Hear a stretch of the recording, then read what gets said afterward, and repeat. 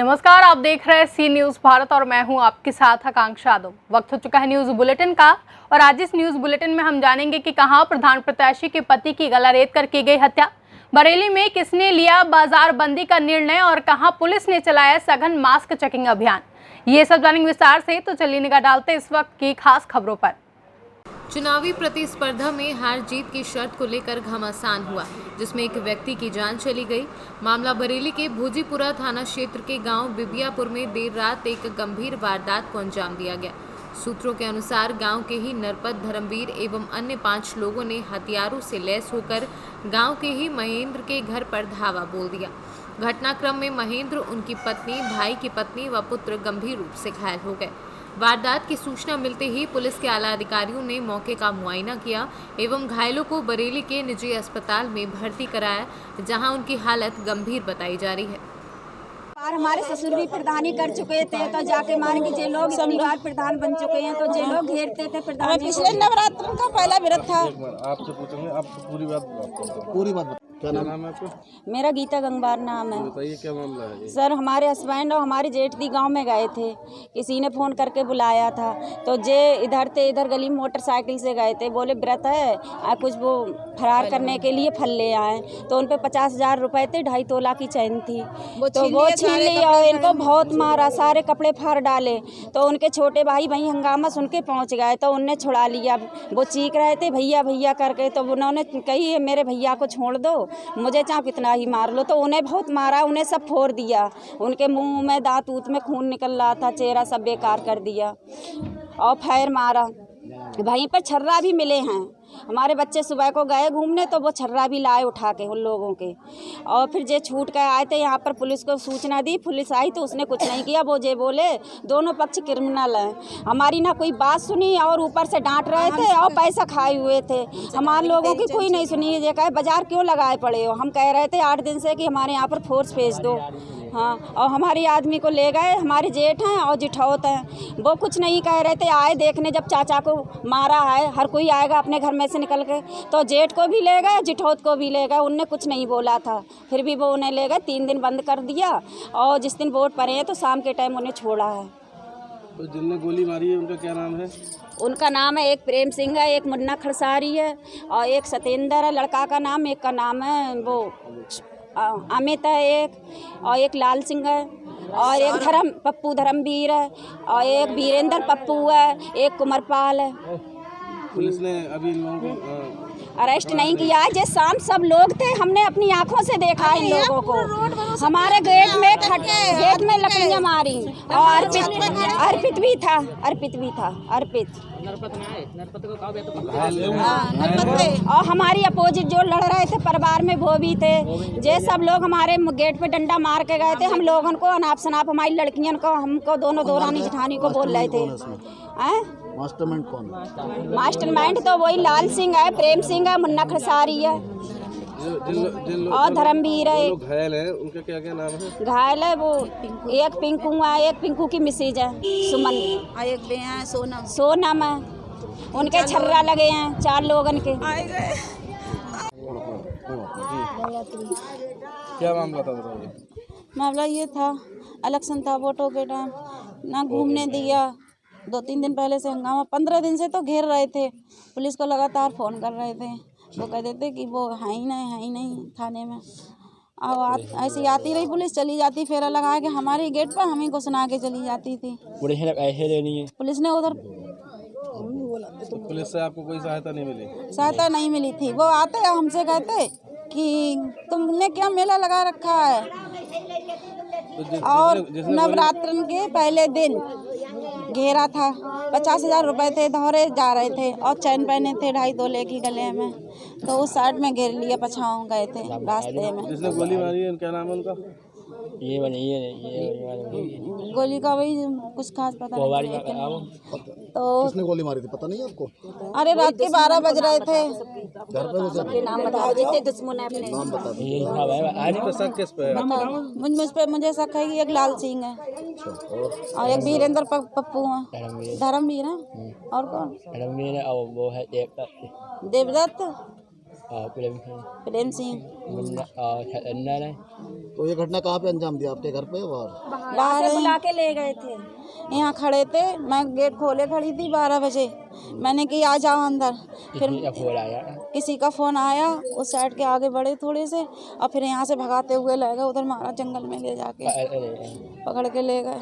और मैं पुलिस को घायल हुए इसमें? नहीं, वही अकेले थे।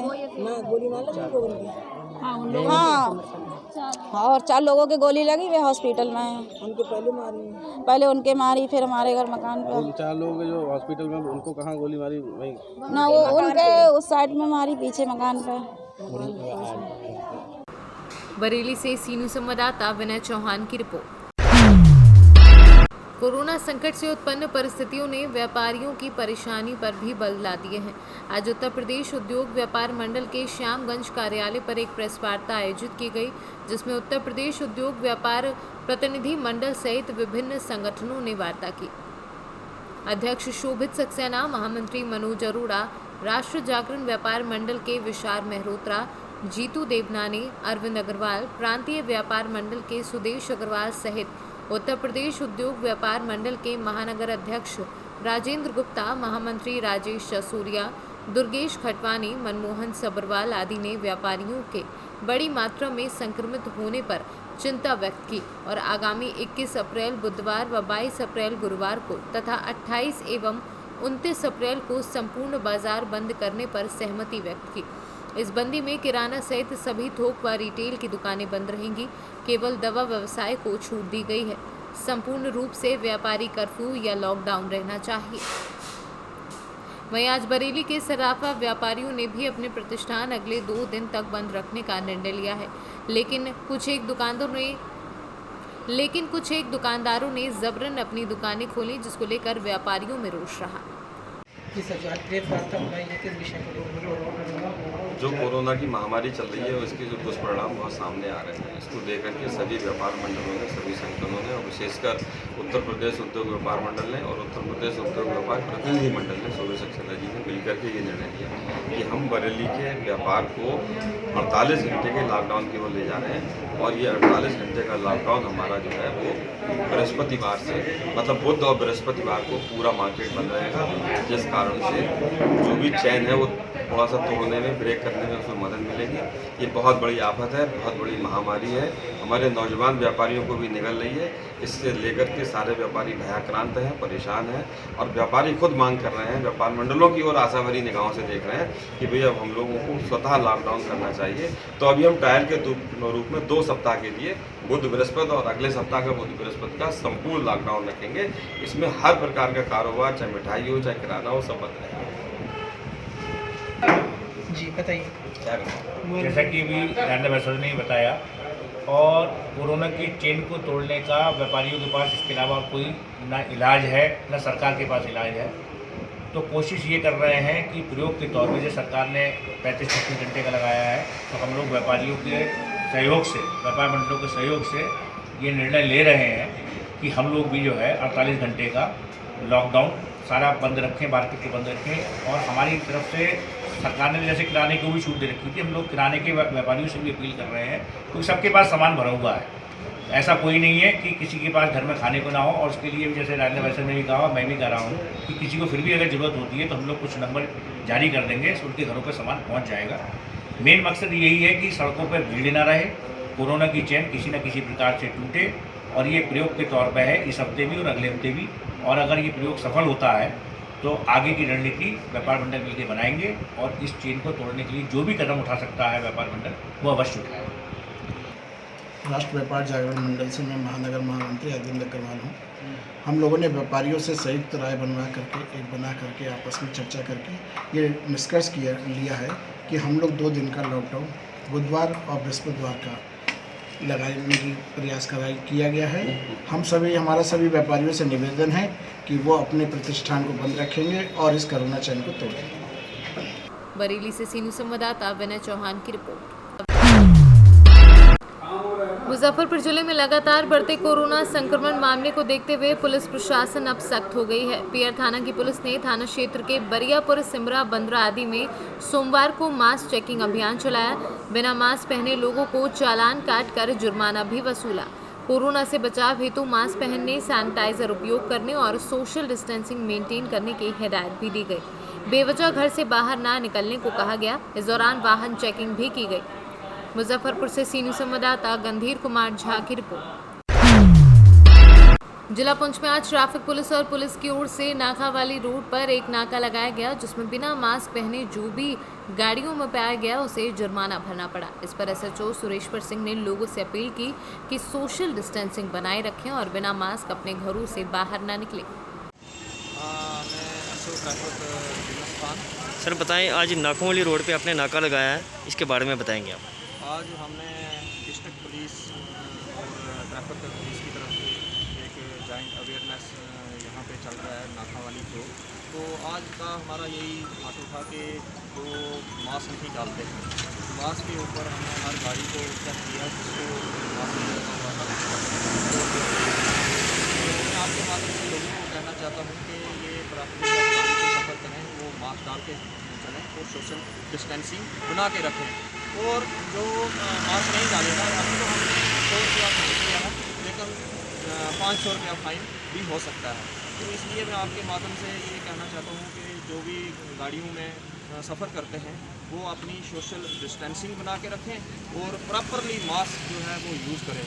और मैं खासकर ड्राइवरों को भी ये कहना चाहता हूँ कि प्रॉपरली सीटिंग कैपेसिटी जो है गाड़ी की वो लेके चलें और ओवरलोडिंग ना करें और सोशल डिस्टेंसिंग बना के रखें। पुंछ से सी न्यूज़ संवाददाता राजेश खजुरिया के साथ राकेश शर्मा की रिपोर्ट।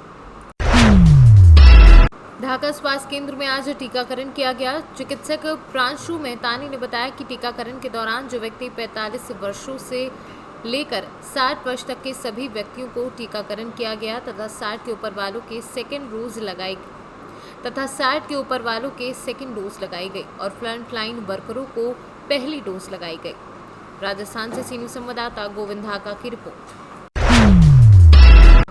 भारतीय जनता पार्टी के प्रदेश नेतृत्व के निर्देश अनुसार कोरोना संक्रमण रोकथाम के लिए उपखंड क्षेत्र के आसोत्रा, पचपदरा, भांडियावास, ठोक, रेवाड़ा व सरवड़ी के स्वास्थ्य केंद्रों एवं कोविड टीकाकरण सेंटर पर सामाजिक सरोकार निभाते हुए मास्क, सैनिटाइजर व पीपी किट वितरित किए गए।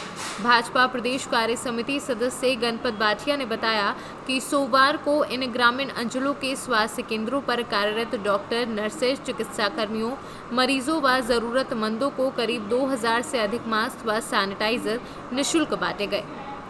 राजस्थान से सी न्यूज़ संवाददाता गोविंद ढाका की रिपोर्ट। गयासपुर नगर एवं क्षेत्र में बढ़ते कोरोना संक्रमण को लेकर प्रशासन ने 26 अप्रैल तक कोरोना कर्फ्यू लगाया है और आवश्यक वस्तुओं को छोड़कर संपूर्ण मार्केट को बंद किया है। प्रशासन द्वारा जारी आदेश में किराना दुकानों के लिए निर्देश दिए गए हैं कि दुकानदार किराना सामान की होम डिलीवरी करेंगे, परंतु स्वयं दुकानदार एवं ग्राहक की जान की फिक्र न करते हुए दुकानों के आधे शटर खोलकर दुकान से सामान बेचा जा रहा है, जबकि प्रशासन लगातार सभी व्यापारियों से अनुरोध कर रहा है कि दुकानों को ना खोलें, होम डिलीवरी के माध्यम से ही सामान दें। एक व्यापारी का वीडियो सोशल मीडिया पर वायरल हो रहा है, जिसमें देखा जा रहा है कि व्यापारी के द्वारा राजश्री जो कि 20 में विक्रय होता है, परंतु व्यापारी के द्वारा 30 रुपये में बेचा जा रहा है। साथ ही गुटखे के साथ बीड़ी आदि भी ब्लैक में बेची जा रही है। आज हम तो पैसा नहीं पता हम कहाँ लिखे, हम तो खाद नहीं तो हम पता नहीं। ये कौन ना मंगाओ पहले जो कितने को आज तो 20 को और अब कितने को दो 30 को। कौन से सेठ जी में दाओ, कौन से नाम का है वो? नहीं। विदिशा से सी न्यूज़ संवाददाता प्रदीप कुमार विश्वकर्मा की रिपोर्ट। आगरा के थाना खंदौली क्षेत्र के आगरा जलेसर मार्ग पर नाव की सराय गांव का पूरा मामला है, जहां पुलिस और प्रशासन की टीम ने 3 प्लांटों पर छापा मारा है। कांच का सामान बनाने वाली फैक्ट्रियों को ऑक्सीजन सप्लाई मिलती है, जहां सिटी मजिस्ट्रेट अरुण कुमार के नेतृत्व में हुई है कार्रवाई और कई विभागों के अधिकारी भी मौजूद रहे। छापेमारी कार्रवाई में ऑक्सीजन भरे सिलेंडर बरामद किए गए हैं, जहां प्लांटों पर तैनात किए गए कई विभागों के अधिकारी लगे हुए हैं। आप टोटल जानकारी में क्या जानकारी है पूरी आप आए हैं? इस समय कोविड महामारी चल रही है और ये बात सही है कि शॉर्टेज है, तो इसी को हम लोग फैसिलिटेट करा रहे हैं। और जो आगरा में यहाँ पर खंदौली रोड पर, जलेसर रोड पर जो कि हमारे ब्रांच लगे हुए, वहाँ पर हमने अपनी टीमें लगा दी हैं। उसमें एक एफएसओ रहेंगे और डीआई की टीम मेरे साथ है और कुछ जगह पर हम स्टे करा रहे हैं तहसील के लोगों को भी और पुलिस के लोगों को भी और FSOs को भी, ताकि जितने सिलेंडर हॉस्पिटल में रिक्वायरमेंट है वो वहाँ पहुँचते रहे। अभी हम लोग इस हिसाब से बाइफरकेट कर रहे हैं कि जो हमारे पास वर्तमान में अभी है उनको जिस हॉस्पिटल की ज़रूरत है उसको इतना मिलता रहे कि अगले 12 घंटे या 24 घंटे में उसकी कमी ना हो। अगर कहीं कमी पाई जा रही तो उसको हम दूसरी जगह एडजस्ट करेंगे। और एक चीज़ ये भी इसमें देखनी है कि कहीं एक जगह ज़्यादा ना पहुंच जाए। और हम लोग पूरा यूपी में जहाँ से भी लिक्विड ऑक्सीजन की सप्लाई होती है उसको भी हम लोग बात कर रहे हैं। इस विषय में हमारी पूरी टीम की ड्रग इंस्पेक्टर्स लगे हैं, पुलिस लगी हुई है, FSOs भी। आगरा से सी न्यूज़ संवाददाता अनुज उपाध्याय की रिपोर्ट। फिलहाल के लिए न्यूज़ बुलेटिन में बस इतना ही। देश और दुनिया की तमाम बड़ी खबरों के लिए देखते रहें सी न्यूज़ भारत।